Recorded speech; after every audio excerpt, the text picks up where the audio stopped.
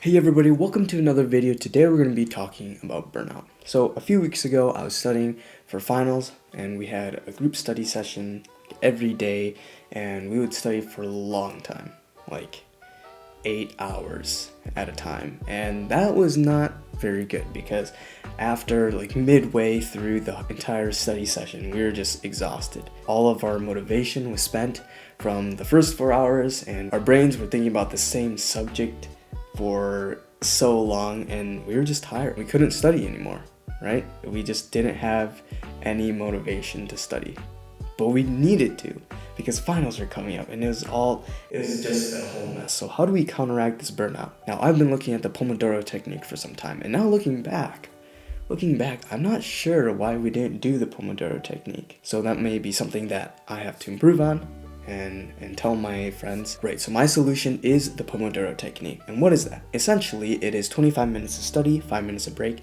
25 minutes of study, 5 minutes of break, 25 minutes of study, 5 minutes of break, and then a 30-minute long break.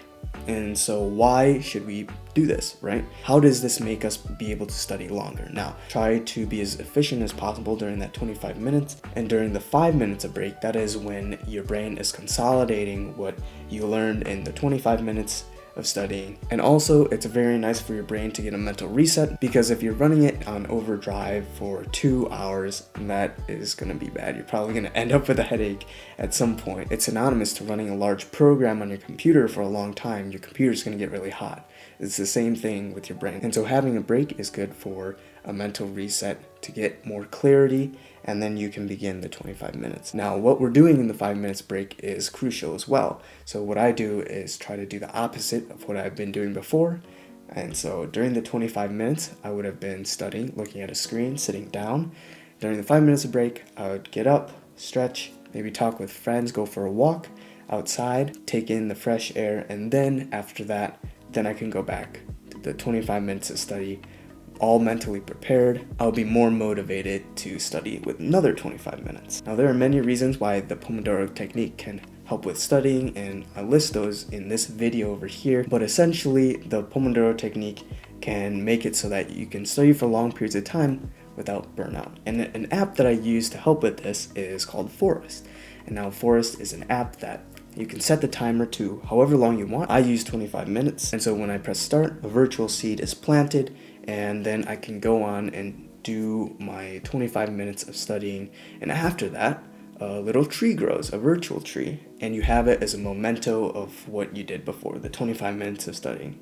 Now, if you go on your phone and enter another app, during that 25 minutes, the app is programmed to kill the tree. So you don't want to kill the tree. That is the entire point of it. You don't want to go on your phone. You don't want to open other apps. You don't want to be distracted.